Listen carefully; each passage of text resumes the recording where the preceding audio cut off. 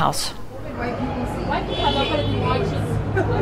Well, if that speech by Nomvula Mogonyane and Njabulani Zuza is anything to go by, it just tells you about the level of debate that was taking place inside that National Working Committee's meeting. We understand that it is an extended National Working Committee meeting, which of course would then include the secretaries and chairpersons of the leagues, and that's why Njabulani Zuza is part of that meeting.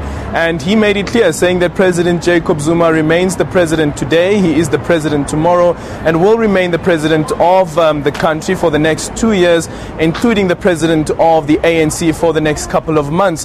What this then points to, one gets to wonder whether within the National Working Committee, the extended National Working Committee, whether there was a push from the members of the National Working Committee that the president should step down.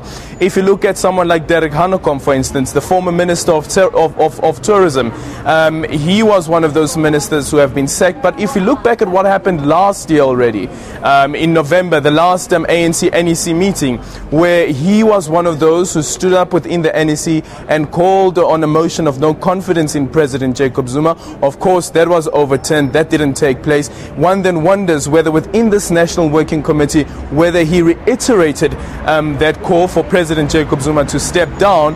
But that call would then come at a time where you have the likes of Cosatu, an ANC alliance partner, the likes of the SACP, both saying that President Jacob Zuma should step down, but also the stalwarts. And you look into the press briefing that the stalwarts were giving earlier on today, and the veterans of the ANC were giving earlier on today, where they called on the president not only to resign as the president of the country, but also to resign as the president of the ANC. Chances of that happening, of course, as resigning as president of the ANC are quite unlikely. But let's look in, for instance, what happens in a case where President Jacob Zuma resigns as president of the country.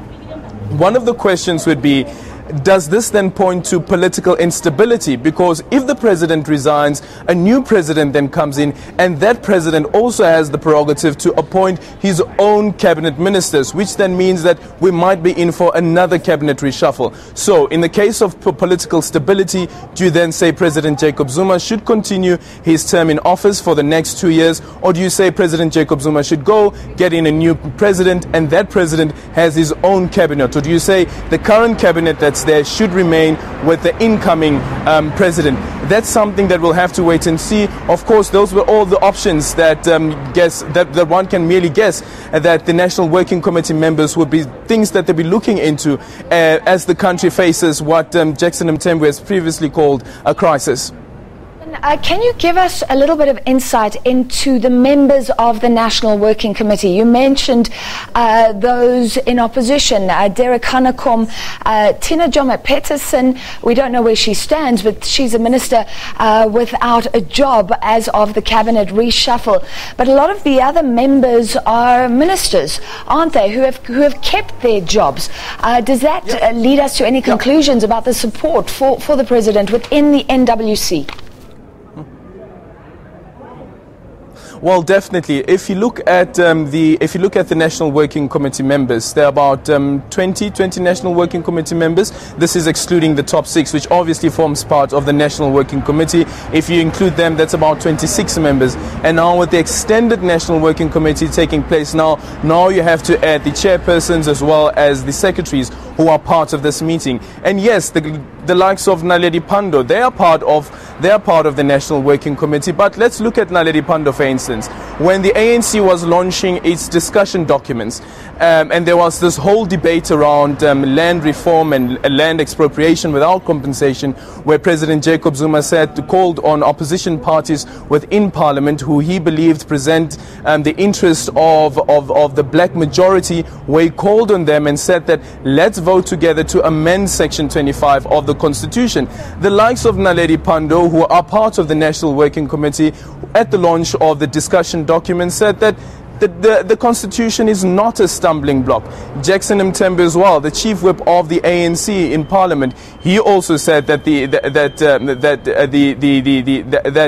Section 25 of the Constitution is not a stumbling block. It's the failure of the party to implement its policies to ensure that there is land expropriation, to ensure rather that there's land redistribution or accelerated land redistribution. So one does get the sense that there would be some opposition opposition within the National Working Committee calling on the president to resign. Let's leave out the top 6. Let's look at President Jacob Zuma's speech earlier on at the Transnet Engineering Centre. He specifically mentioned that there are ministers within cabinet, there are ministers within government who are opposing the cabinet reshuffle. And then he spoke about we need to deal with this, or we will deal with this with the renewed vigor.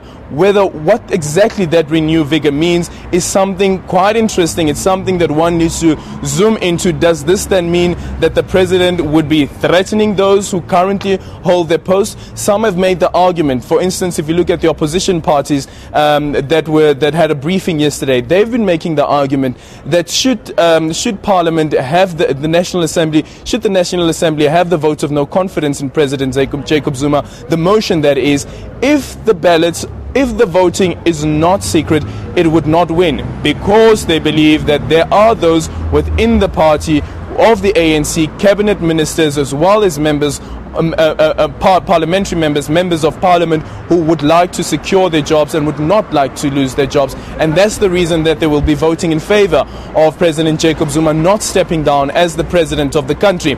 Then listen to the SACP, listen to Cosatu. They say that yes, members of the ANC, the ministers as well as members of parliament should not be voting with the opposition, and rather those members of the ANC should put through their own motion of no confidence against the president. All right, thank you very much, Aldrin. This is a political jigsaw that everybody is trying to solve.